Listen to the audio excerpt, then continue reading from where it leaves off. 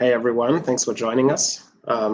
We're here to talk a little bit about two fantastic MBA options, Harvard Business School and Stanford Graduate School of Business. We'll be joined by Scott Edinburgh, who will be moderating this session. He'll be joining us just in a couple of minutes. I was asked to give you a little intro about myself. Until then, my name is Moritz Bayer-Lenz. I joined Stanford GSB in 2013 and graduated in 2015. Also did in parallel a master's in educational science with one of the many joint degree programs that Stanford has to offer. I spent my childhood and my early career and my undergrad in Germany, studied computer science and business administration in Berlin at a not so well-known school in Berlin. Did that in cooperation with IBM and actually worked with them for 7 years total before deciding to go to Stanford. I did transfer from Germany to the United States a little bit before I started my MBA program. Actually, IBM was kind enough to sponsor a year at Harvard for me, which was my first foray into, honestly, an excellent educational experience and a top US education experience in 2010. And then I also worked with IBM in the United States, in New York from 2011 to 13 until I joined Stanford, the MBA program in 2013. Loved it, and we'll talk much more about it. I did my internships during my Stanford years at Goldman, McKinsey, and the White House. I split my summer between the years between Goldman and McKinsey, and then I did a project with the White House that stretched over my second year. We can also talk about financing options. I was lucky enough to get corporate sponsorship from IBM, but actually decided to opt out of that and take a bit of a risk and pay for it myself with the combination of some scholarships that I was lucky to get also and fellowships that Stanford generously offered to me. So happy to talk about financing options as well. And after Stanford, graduating in 2015, I joined Goldman, where I worked for the last 5 years in their investment banking division in New York in the TMT department.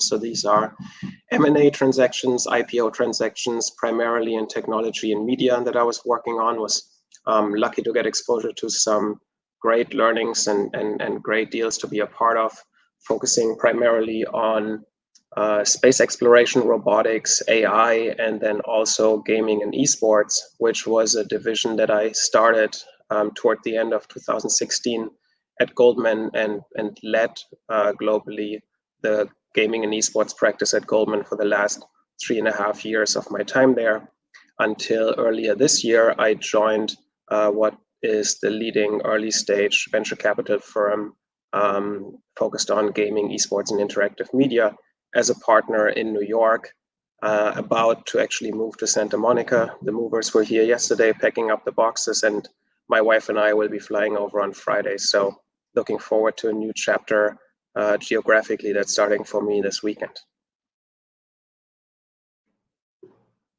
Great. Awesome. Well, thanks so much for that, fantastic overview. And Moritz is very, very modest. Moritz, I would say, is one of our most successful clients, if not the most successful that we've had. So pretty accomplished guy, and thank you for being here today. I'm going to share my screen to show a little bit of the details here, just kind of about us for a minute as a company, and then we'll get into the Harvard versus Stanford. And just let me know if you don't see the screen share. But a little bit of background about myself. So I went to MIT for undergrad, studied economics and business at Sloan, was a teaching assistant for one of the MBA courses as an undergrad, then worked at Deloitte in consulting within M&A for a few years, and went to Wharton for the MBA. We're talking about Harvard and Stanford. I picked Wharton because I wanted to study real estate, and I actually took a couple summers of economics classes when I was in high school at Wharton. Really liked the curriculum. So went there for the MBA. When I was there, I founded Personal MBA Coach. I helped a couple of my good friends get into schools. They were using other firms that I felt like the essays just kind of needed to be a little bit better, little bit more specific and kind of pointed for the schools. And so they both actually got into Harvard, and then another one, got into Wharton and then Stanford, and just kind of expanded from there. So now 13 years later, I'm on the board of directors for the Association of International Graduate Admissions Consultants, which is a group of board members that work pretty closely with admissions directors throughout the year. We have a conference every summer. Usually I'll give presentations to them, and then we even do this mock evaluation session where we analyze profiles and determine, who will get accepted and rejected and why. So some different rankings on different kind of consultant sites and things like that. Our clients also get more scholarships than most other folks. Now, Harvard and Stanford don't really do that much, but there's some opportunities at Stanford for some scholarship dollars. A little bit more about what we do, and then we'll get into the Harvard versus Stanford. So at a Personal MBA Coach, we provide a comprehensive support throughout the entire process. If you're early on and you don't even know what you're doing yet, when should you be applying? Is it business school? Is it law school? We can help you to figure that out through an early planning package. We do GMAT, GRE, and executive assessment, private tutoring, and have in-house software that we use to guide through the sessions with modules, practice questions, thousands of answers. We have former M7 admissions directors on our team, and then also former interviewers from most of the top schools. And our clients are getting into all of the top programs, obviously including Harvard and Stanford. And a little bit more about sort of the process. We offer tutoring and brainstorming. At the beginning, we'll figure out what's your story about. So I remember when Moritz and I first started, and this was many, many years ago, we figured out what is he doing, right? So Moritz had a lot of accomplishments, and we had to figure out what are the right things that we're going to be focusing on, which should be used in all these different, sort of elements.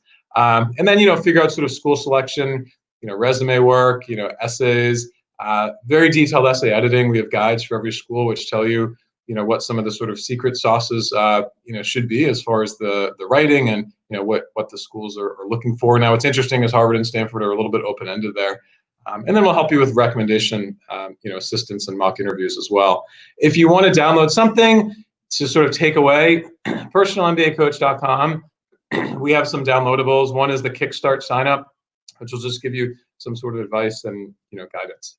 So I'll stop sharing so we can go back to the video. And so wanted to start out and maybe more. So I'll ask a question of you here. So why this is kind of open-ended, but why Stanford? What is it that first? I'm sure there are a lot of reasons and a lot of things that you like to know the education joint degree, but why Stanford for you? Almost feels like an admission interview all over again. This times I don't have my notes ready mentally. Before we do that, I also want to tell you that I personally can really vouch for Scott's services, and I was actually working with someone else on my applications and my brainstorming, and wasn't that happy because I felt like I was just part of this large machinery where there's a very standardized process for people coming in. Very standard essay editing that was done, and not much personal tailoring and love, honestly, for what was a very important step and gamble in my career. And Scott's approach was extremely personal, extremely candid. And I think for those schools, and I'll tell you, the application for me was a stretch. I think as much as Scott likes to tout some of the accomplishments, my school that I went to in Germany wasn't even registered as a higher education institution in the system that all schools in the US use, including obviously Stanford and Harvard. So no one ever from my school had applied to any US higher education institution. So it was everything else but straightforward. And I felt I really need to pour my heart into those essays and go for a high beta approach here, something that's really unique. And when they open the package, they read those essays and they give this kid a chance that went to this school that no one ever heard about. And they had 25 schools in Berlin listed, and mine was none of them.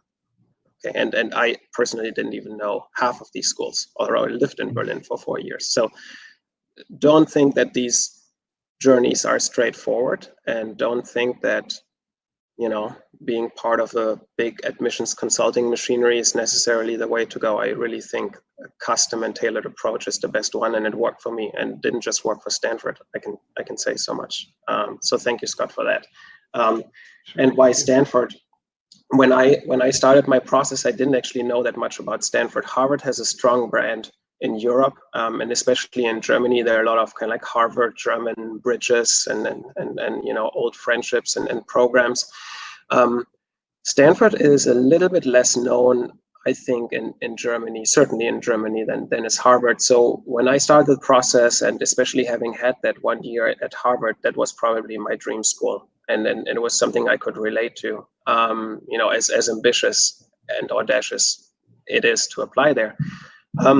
I think what drove me to Stanford, and by the time I submitted all my applications, which was I think December 2012 or so, I was wearing my Stanford hoodie that I had picked up at a class visit earlier that year, and my mom was wearing one too. So as I was clicking all the submit buttons, I think it was pretty obvious that was my first choice, and I'd kind of moved dream schools from Harvard to Stanford. What stood out for me was, one, I loved the exposure to tech and the startup scene. I think for many people that's a draw, and just the exposure to Silicon Valley, and that's an easy one to think about when you think about Stanford. But what people don't recognize is there's real value in having a smaller class of only about 400 people. It creates a really intimate environment that allows for fantastic, interpersonal learning experiences, such as the famous touchy-feely course. There are many formats where students share almost in front of their entire class their most important life stories, and those are personal stories, oftentimes not professional or academic accomplishments. And sometimes I hear people from Harvard, but also other classes, saying, "Oh yeah, I think that guy was in my class. I'm not quite sure." Like, for someone at Stanford not to know their entire class, like to get to know someone only in the second year that you haven't met in the first year, is almost comical. It just doesn't happen. You know everyone, and I feel I can call everyone up. So the tight-knit network, and just really a focus on interpersonal connections, and not just educating the brain, but also educating the heart. And those are real benefits in the business world. And I certainly didn't appreciate it as much going in as I now appreciate it going out, because definitely changed how I approach not just my career and my life, and rather successfully after graduation. I like the joint degree program. I also did a master's in education. So Stanford's big on joint. They're great joint degree programs. I think the most popular one now is to also do a master's in CS. I mean, to get an MBA and a master's in CS in Stanford, that's quite the package, I would say. But there are many other joint degrees. Look, I was planning for a virtual background. I had my Stanford campus ready to go here, thinking this might be a Zoom call, but I mean, it's just nice out there being in California. It is. I wouldn't put it. It sounds ridiculous, but it does. I feel like the average Stanford person is just happier than the average Harvard person, and I'm looking forward to moving back to California as well.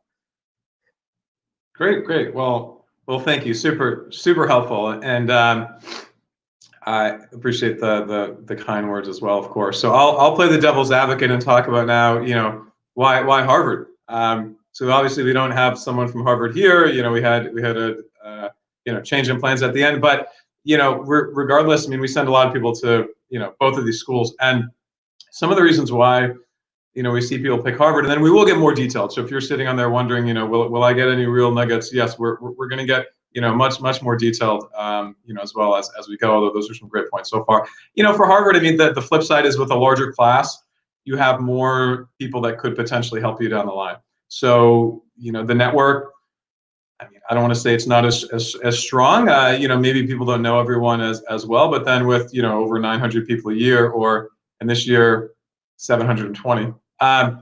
There's a lot more opportunity for you to be learning from people, networking and kind of getting a little bit further. And then Boston is really interesting. So I'm based in Boston, our company's based in Boston, and one of the reasons is there's a lot of education here.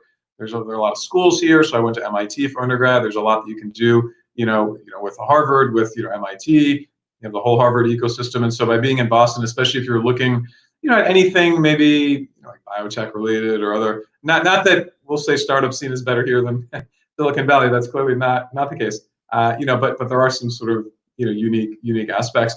And then case studies are big. And so for some people, they like the approach where we're kind of learning all through a case study. And as I talk with a lot of clients about why they picked Harvard, I mean, sometimes that becomes part of it. You're broken up into sections.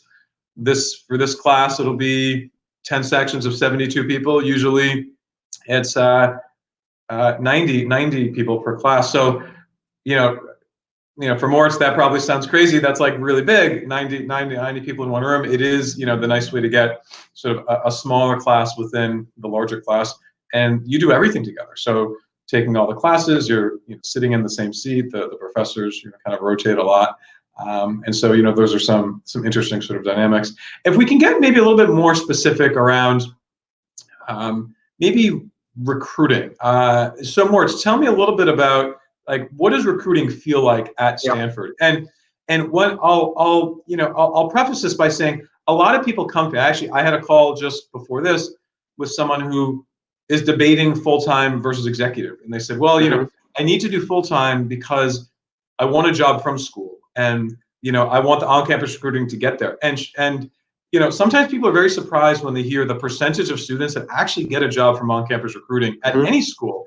It's not incredibly high. So maybe tell me a little bit about what recruiting is like on campus. Yeah, this is a great question, and we can go into some real insights here.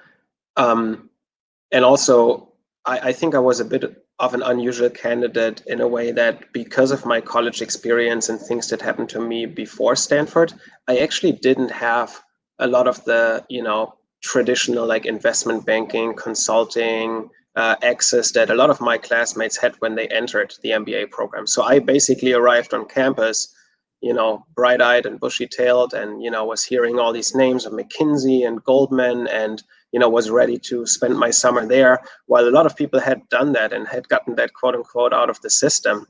I think one important thing to notice, the percentage at Stanford for on-campus recruiting jobs is low. I don't know the exact number, but I would say a lot of it is really by design. I remember that so to participate in on-campus recruiting, you have to upload your resume into the Career Center. And I think at least when I studied there, you could download the resume book for your entire class. And I remember that by the time we graduated, there were only 200 resumes uploaded to the Career Center. So half of the class never even bothered uploading their resume with the Career Center. Okay, so basically all you can do at that point as a Career Center is get to 50%, because 50%, had done their stint at McKinsey, then gone into private equity, and either they already know where they want to go after, or they do on-campus. They do their own search, and Stanford supports, even when you look for your own job, there are resources there, for you to help you with that, although that doesn't count as on-campus recruiting, quote unquote. I think what I found, because a lot of people weren't looking at these things, and I recruited on behalf of Goldman at Stanford.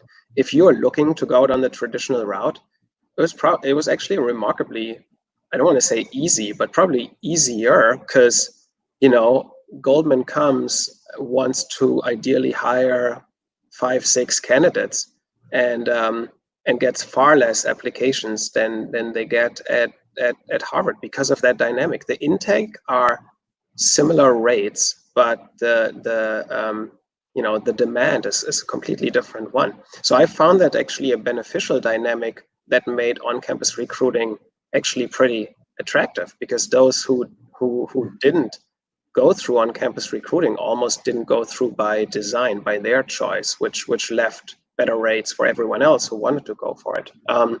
So from my perspective, there was no scarcity of on-campus options, and I can't compare it to other MBA programs. But frankly, like, you know, any big name that you're thinking of, you know, any of the kind of like, I don't know, top 20 common employers, they certainly also come to GSB campus. I mean, Scott would know this better than I do, and I don't know if this has changed over the last couple of years, but you can certainly go traditional. And then, you know, being in the ecosystem that Silicon Valley and the West Coast more broadly offer, there's, if you're looking for startups, you know, and if you're looking maybe to get a stint at a venture capital firm, even if you're targeting the larger tech giants that might also come for on-campus recruiting, you may still want to go a more personal and networked route to maybe even, you know, try and set yourself up for something that's not the standard MBA role, but something,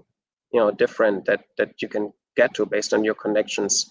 So, I mean, does that make sense, Scott? Does that kind of like tie with you? Absolutely. Super helpful. And, you know, I hope this is very helpful for people thinking about applying, because, you know, these are the insights that aren't always discussed. A lot of people say percentage of folks that get jobs and career changers and all that, but, you know, how it actually happens and, you know, what happens in that number of that 200 for the resume, like that's a really good indication of what actually happens out there. I purposely won't, you know, throw out numbers that anyone can find online. You know, you can download the career reports, and that tells you exactly who's going where for all of these schools. And so you can certainly do that, and I recommend all of our clients to do that. We send it to them, but yeah, that's really helpful context. And, you know, overall, what I would say is that the percentage is going to be higher at Harvard. I don't have the exact percentage off the top of my head either, but it's still definitely not 100%. And so, you know, you could look at it in both ways, right? I was talking to an applicant recently who said, "Oh no, I'm not interested in the startup world. Like, I don't want to go to Stanford." And I was like, "Well, you don't have to be. You know, you don't have to do it." There's a lot of misperceptions about, you know, let's say assumptions of a school, and, you know, Wharton's a finance school, and, you know, things like that. You can do a lot of things at so many different programs, and that's really interesting to know about the competition. And I think in some ways, you know, things are more competitive at Harvard. I mean, Harvard's a great place, obviously, you know, a very highly ranked school, but you will have more people applying for, you know, some of these jobs just by nature. The class size is bigger. And, you know, if you take the percentage of the class, you know, the ratio of the class sizes, companies don't necessarily hire in exact increments. You know, I'll take 3 times the students because the class is 3 times the size. That doesn't always happen. You know, at the same time, you would have a little bit more, let's say, robust sort of student body environment looking into the career recruiting. And, you know, often you'll have like large groups of students if they're looking at consulting firms, and you'll have like tons and tons of people at Harvard that are looking into consulting. You have all these study groups, and, you know, some of these types of things that I'm sure you would find at Stanford, you might have a little bit more of at Harvard, because people are using on-campus recruiting a little bit more.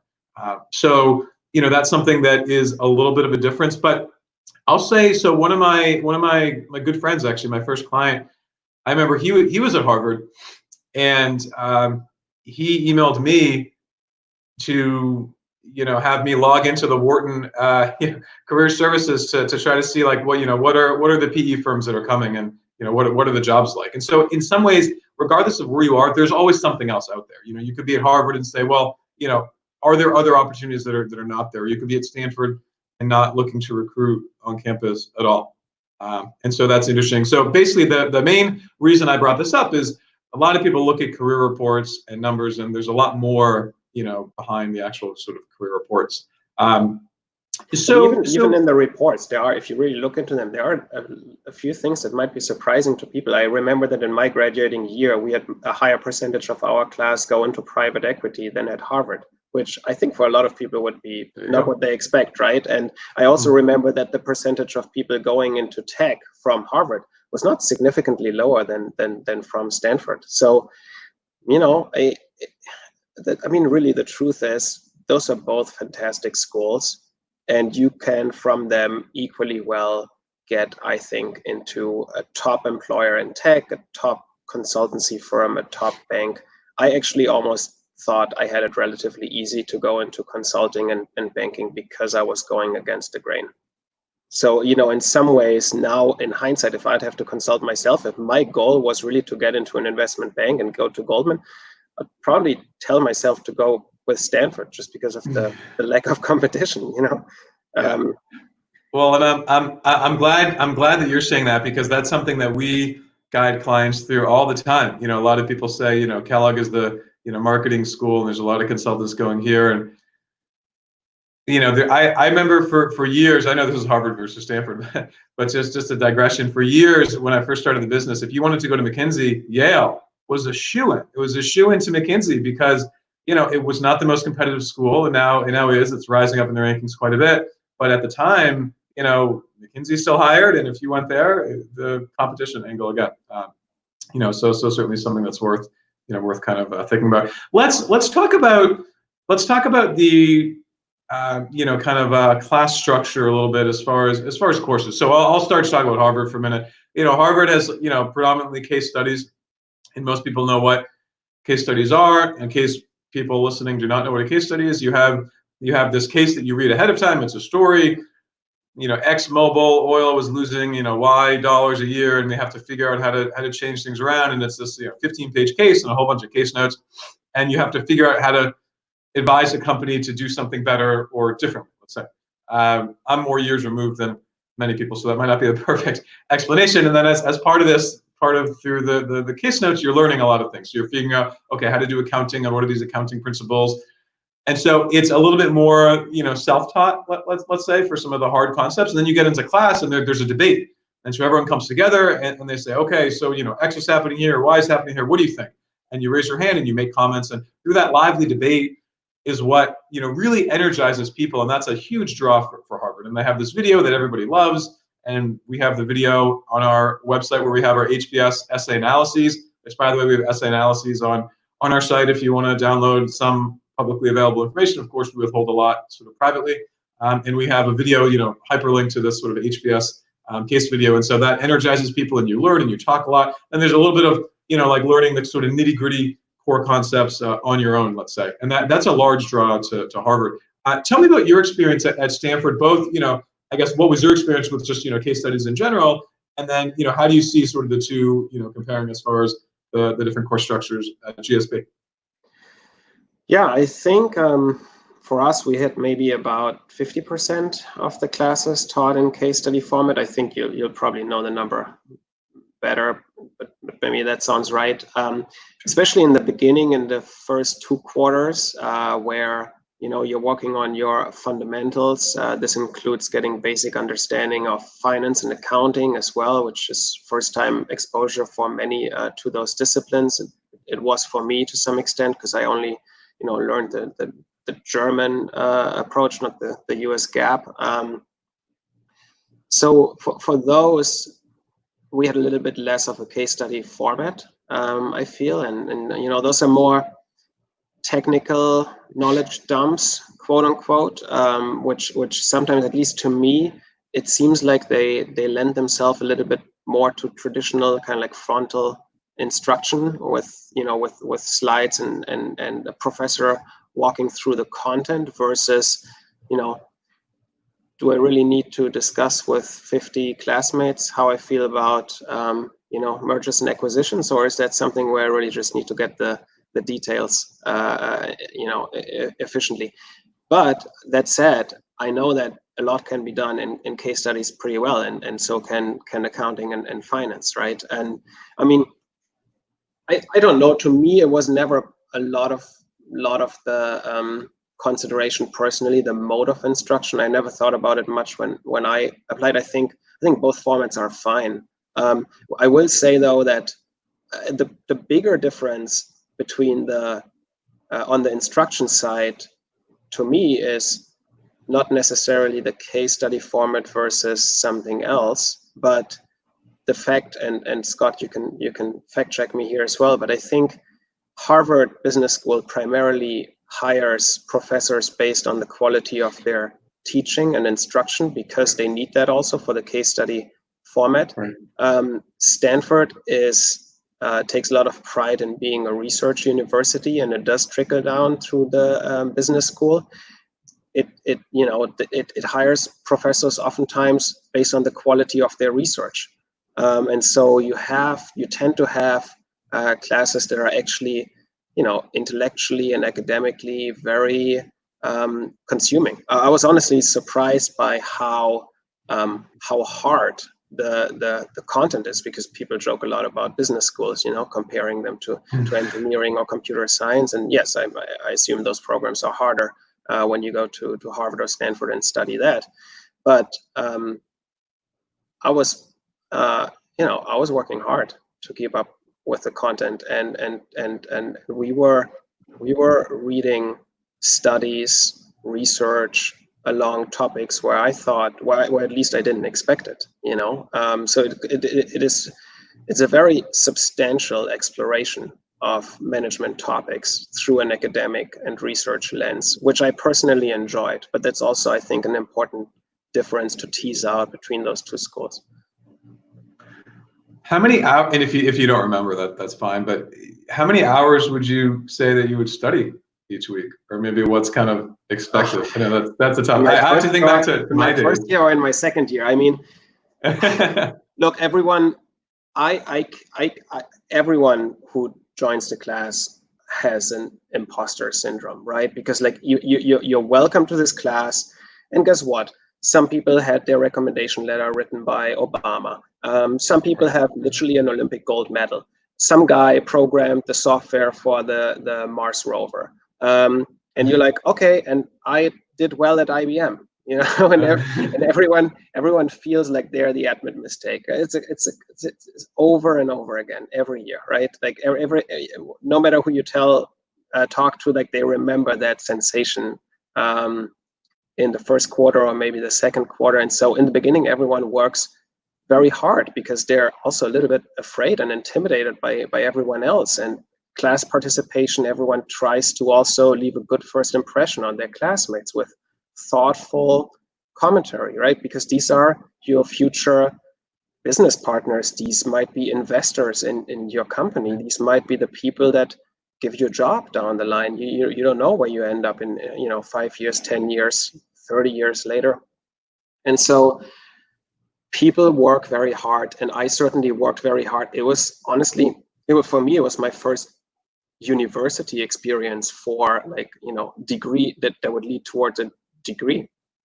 So I was sitting there and I'm still thinking, am I even good enough for university, let alone Stanford, right?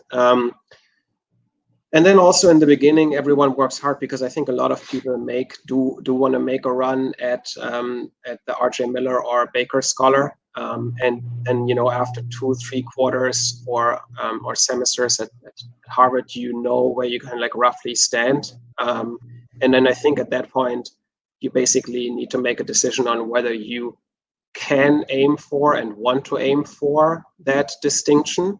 Which is, I think, at Stanford the top 10% and at Harvard the top 5%, or not. And if you're between top 20% or bottom 10%, it doesn't matter really, right? So you can, which is nice, and I think it's smart to have a great non-disclosure, and I think both schools exercise this, right, Scott?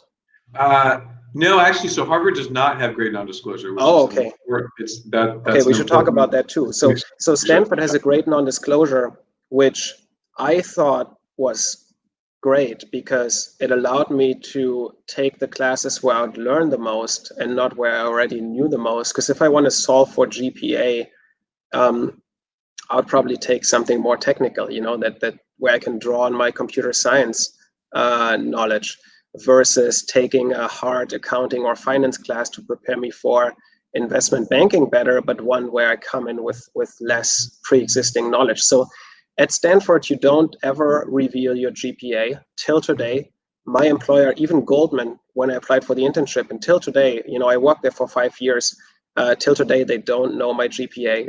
If any form ever asks for it, if it's mandatory, I always put in 0.0 or anything. I never, ever have, even my girlfriend at the time that doesn't know my GPA. You just don't talk about it, and people practice it religiously.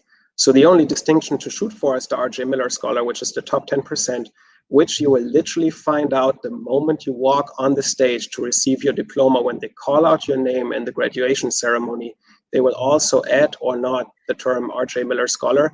That is when you find out. So it's it's quite a moment. You see it in people's faces. You can see smiles, you can see frowns, because people knew they were close, because you obviously have information to benchmark. Right.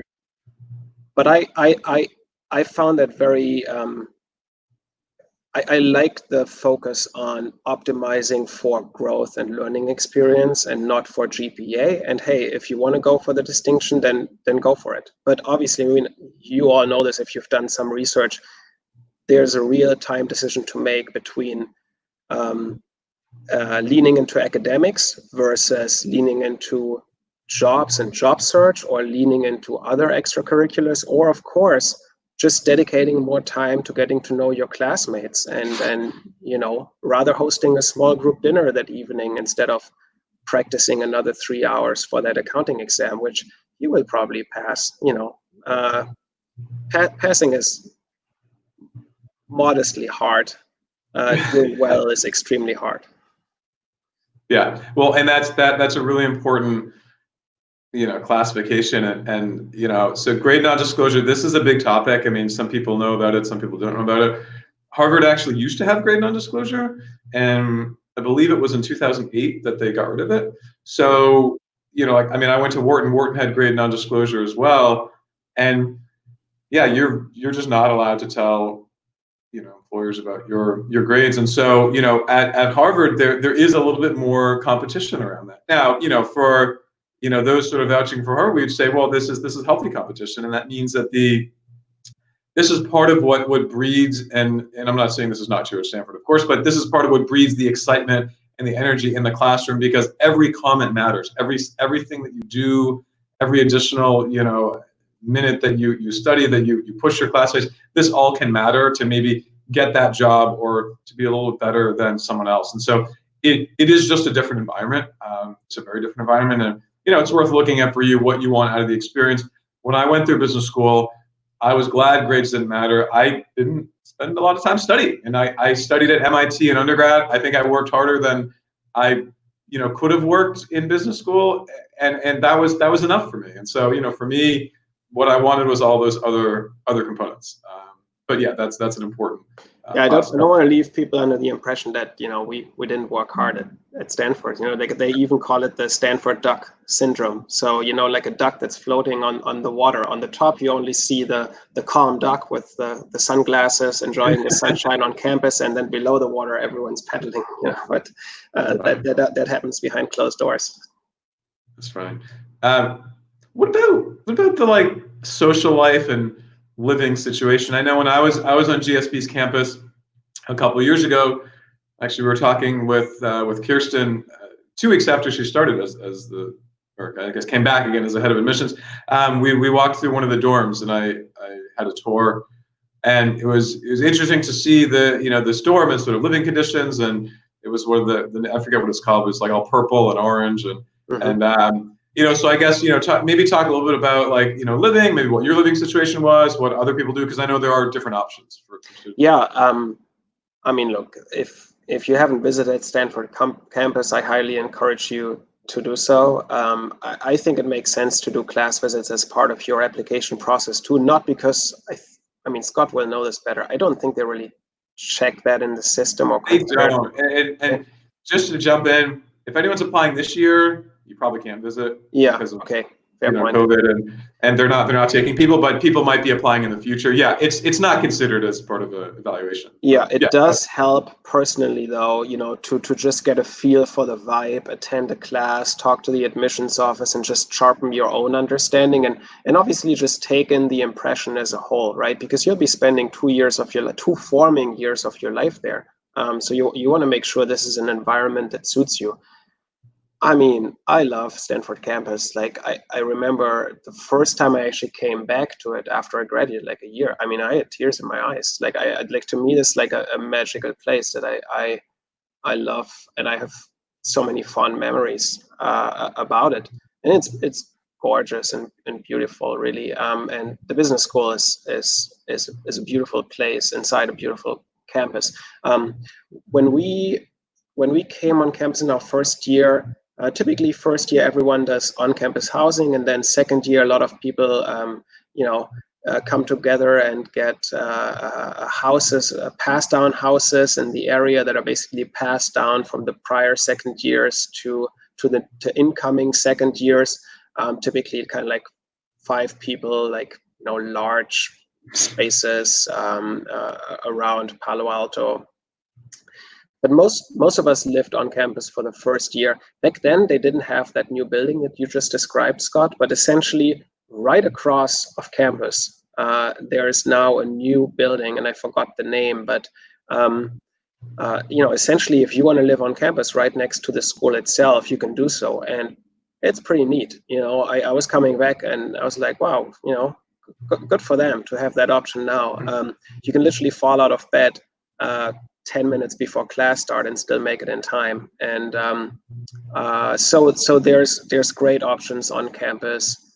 And then just in the area there are good affordable shared options for the second year, and I think even now many people probably opt for that in their second year. Yeah, so it's I think this is the new Jack McDonald Hall. I believe that's the new. Yeah, one. That sounds right. Yeah. Yeah. Well, and so this is a bit different for Harvard. Of course, everyone does something different. Some people live off campus the whole time, but there's definitely a little bit more on-campus housing in the second year. I mean, still the same sort of thing. A lot of people go off and do it in the second year, live on their own as well. But at Harvard, one thing that's nice is all the dorms. At least a lot of it. I guess you don't need to do this at Stanford because the weather's nice. But most of the dorms at Harvard connect underground, so you could go to class, you can go to the gym, you can go back home and just never take a jacket. And that's interesting. It sort of competes with the MIT. I went to MIT for undergrad. We had more, I think, more tunnels than the Pentagon, or almost as much as the Pentagon, or something like that. And Harvard has a lot of that as well. Wait, Scott, aren't you supposed to pitch Harvard, not talk it down? I'm confused. All the Stanford buildings connect overground. Yeah. What's nice is there is that vibe. So I know plenty of people that go into an apartment the first year, they sort of stay there the whole time, and you get more of an experience of living together. But in some ways, this is similar to the whole study environment where you're taking all the classes together, and so there tends to just be a little bit more of that.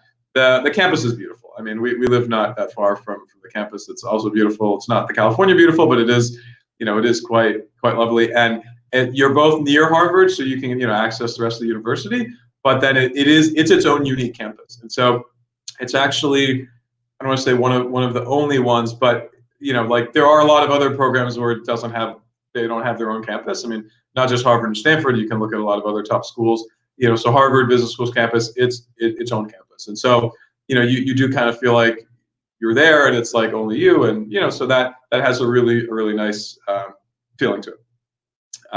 So let's see about questions. Maybe we'll go to kind of Q&A at this point, and we can chat forever. Nice to catch up with you anyway, Martz. So we can chat forever, but maybe we'll go to the Q&A.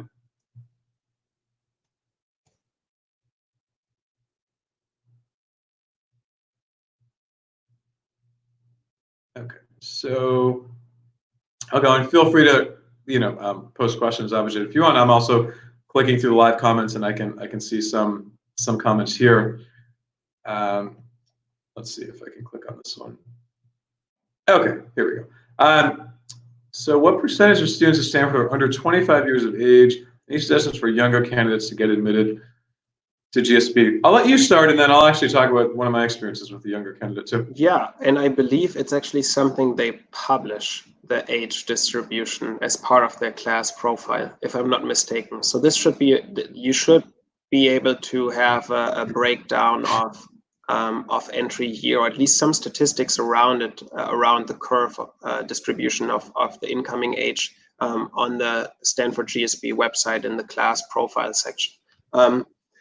What percentage of students are under 25? I mean, if I'd have to guess, so I know that most people in our class were either 27 or 26 when they entered. So 25 isn't far from that, right? Just applying a normal curve distribution around this, I'll probably guesstimate that the answer is around 20%, maybe 15%, something in that ballpark.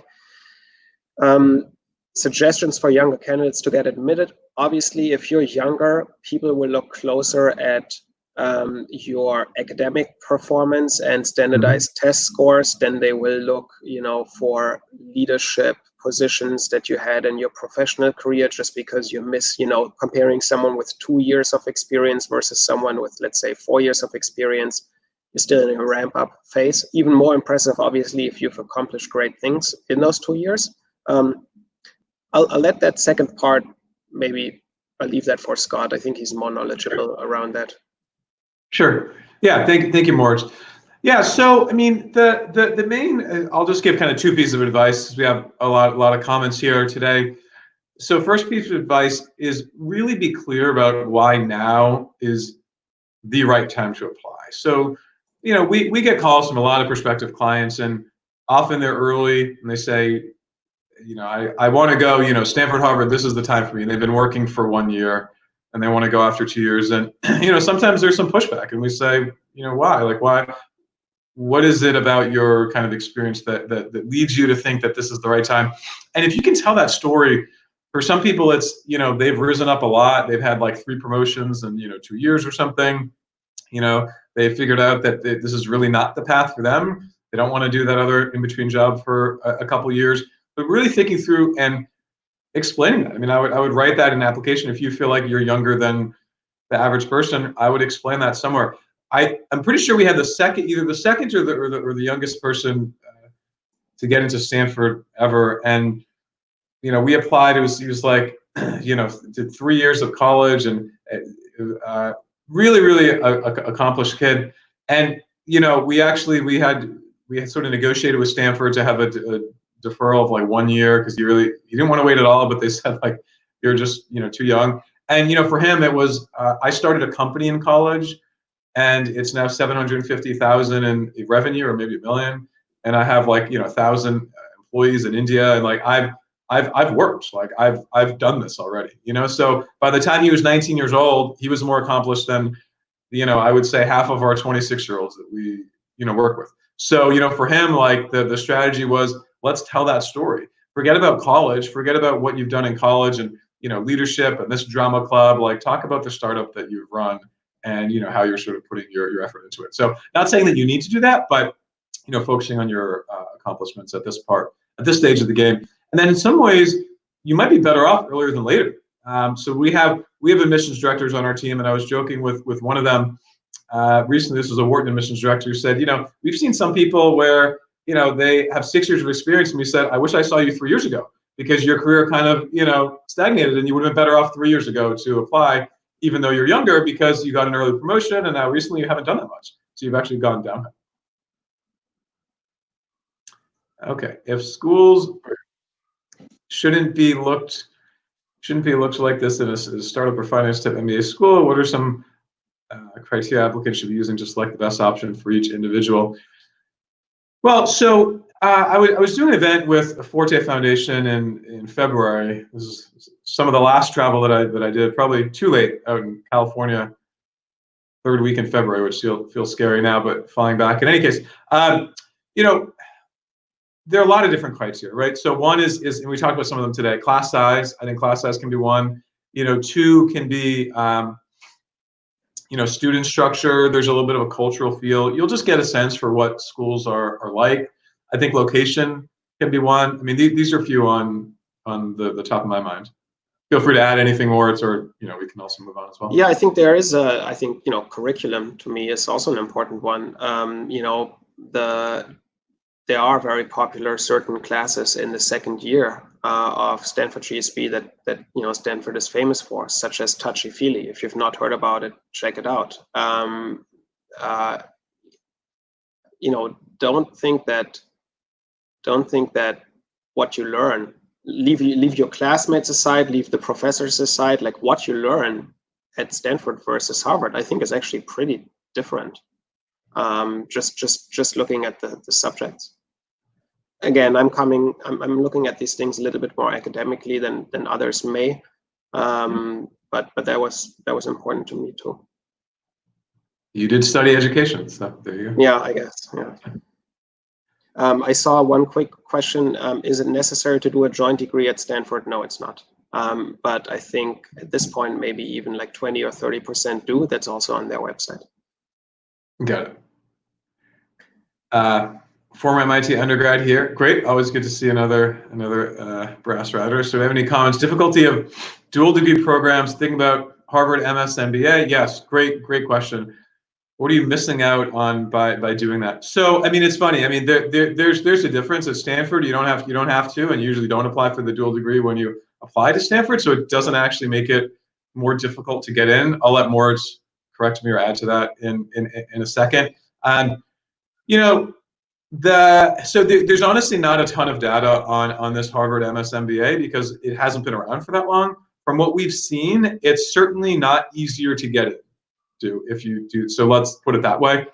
The recommendation around the dual degree, I never have someone apply to a dual degree, because it will like help them get in. If anything, it might make it harder to get in. To do the dual degree, you have to get accepted to both. If you don't, obviously you can still go to one of the programs. It's really more of an interest and a passion play than anything else. And if you're able to tell that story of why that dual degree is the right program for you, I think that you should go for it. There are some exceptions to that, but it's not Harvard or Stanford, so I won't talk about it in this webinar. So I would say go for it if that's right for you. I think it is a little bit harder to get into both because now you're requiring yourself to get into both programs. But that said, people certainly do it. I don't know if you have anything else to add to that, Moritz.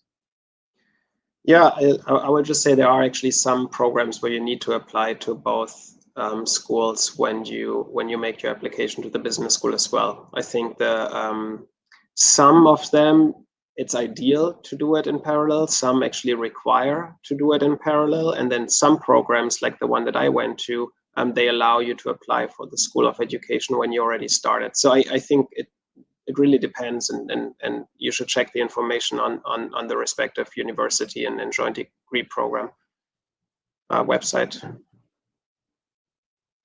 Moritz, what do you think about this one? Harvard is leadership, Stanford is entrepreneurship. Interesting. I would say Harvard is only about leadership, and Stanford is about leadership and entrepreneurship. Yeah. So I mean, to say Stanford's not about leadership, I think that would be a false impression. I think certainly, let me phrase it this way: everyone who goes to Stanford goes there because of the leadership instruction. And some also go to Stanford because of the entrepreneurship. But I think that the one thing that unites everyone is the desire to become a better leader in whatever they do, from running an orchestra to running a hedge fund. Yeah. So I mean, if you look even at the application criteria, which by the way are pretty similar between Stanford and Harvard, it almost feels like they look at the same three things, which are leadership, analytical aptitude, and then extracurriculars or something like that. It's phrased differently, but these admissions criteria, evaluation criteria are on the respective websites too.